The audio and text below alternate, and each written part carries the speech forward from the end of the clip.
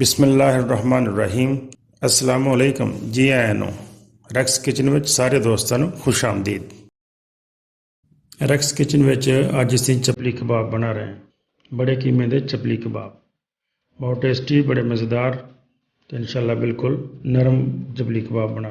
ਬੜੇ ਗੋਸ਼ਤ ਦਾ ਕੀਮਾ ਅੱਧਾ ਕਿਲੋ ਲਿਆ। ਇਹਦੇ ਵਿੱਚ 1 ਚਮਚ ਕੁੱਟੀ ਹੋਈ ਮਿਰਚ ਪਾ ਲਓ, 1 ਚਮਚ ਨਮਕ, 1 ਚਮਚ ਅਜਵਾਇਣ ਦਾ, 1 ਚਮਚ ਧਨੀਆ ਪਾਊਡਰ, 1 चम्मच जीरा पाउडर, 2 चम्मच अदरक पेस्ट, 2-3 हरियां मिर्चां बरीक चाप कीतियां हुई, 2 अंडे ते 2 टमाटर बरीक कट के शामिल कर लो ते 2 प्याज बरीक कट के पा लो, 100 ग्राम बेसन ਤੇ ਥੋੜਾ ਜਿਹਾ ਹਰਾ ਧਨੀਆ ਪਾ ਕੇ ਤੇ ਇਹਨੂੰ ਅੱਛੀ ਤਰ੍ਹਾਂ ਮਿਕਸ ਕਰ ਲਓ।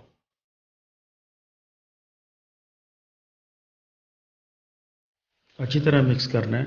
ਮਿਕਸ ਕਰਕੇ ਤੇ ਇਹਨੂੰ ਤਕਰੀਬਨ 1.5-2 ਘੰਟੇ ਵਾਸਤੇ ਤੁਸੀਂ ਠੰਡਾ ਹੋਣ ਵਾਸਤੇ ਫ੍ਰਿਜ 'ਚ ਰੱਖ ਦੇਣਾ।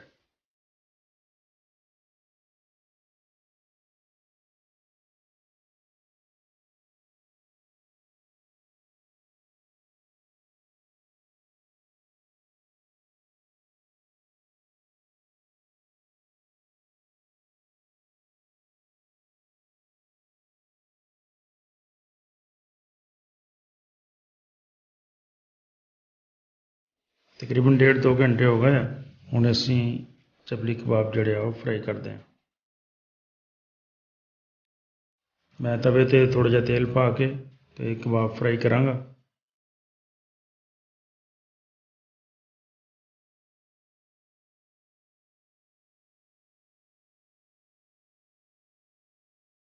ਇਸ ਤਰ੍ਹਾਂ ਥੋੜ੍ਹਾ ਥੋੜ੍ਹਾ ਕੀਮਾ ਲੈ ਕੇ ਉਸ ਦੀਆਂ ਟਿੱਕੀਆਂ ਬਣਾ ਲਓ ਤੇ ਇੱਕ ਇੱਕ ਕਰਕੇ ਉਹਨੂੰ ਫਰਾਈ ਕਰ ਲਓ।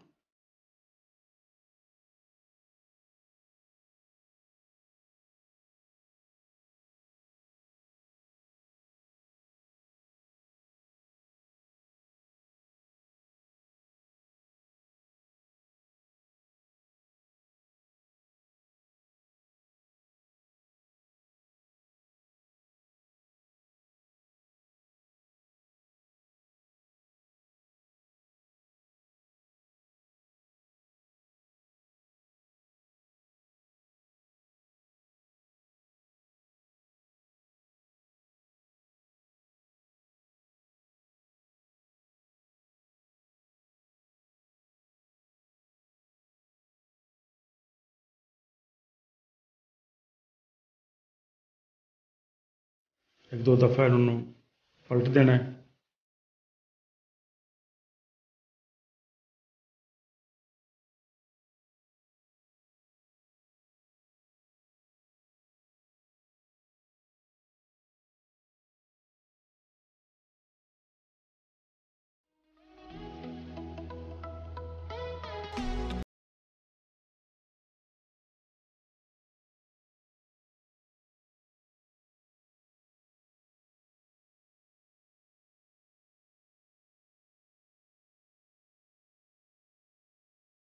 ਤੇ ਬਸ ਚਪਲੀ ਕਬਾਬ ਤੁਹਾਡੇ ਤਿਆਰ ਹੈ। ਵੀਡੀਓ ਅੱਛੀ ਲੱਗੇ ਤੇ ਦੋਸਤਾਂ ਨਾਲ ਜ਼ਰੂਰ ਸ਼ੇਅਰ ਕਰਿਓ, ਨਾਲੇ ਚੈਨਲ ਨੂੰ ਸਬਸਕ੍ਰਾਈਬ ਕਰ ਦੇਣਾ। ਬਹੁਤ ਸ਼ੁਕਰੀਆ। ਅਸਲਾਮ ਵਾਲੇਕੁਮ।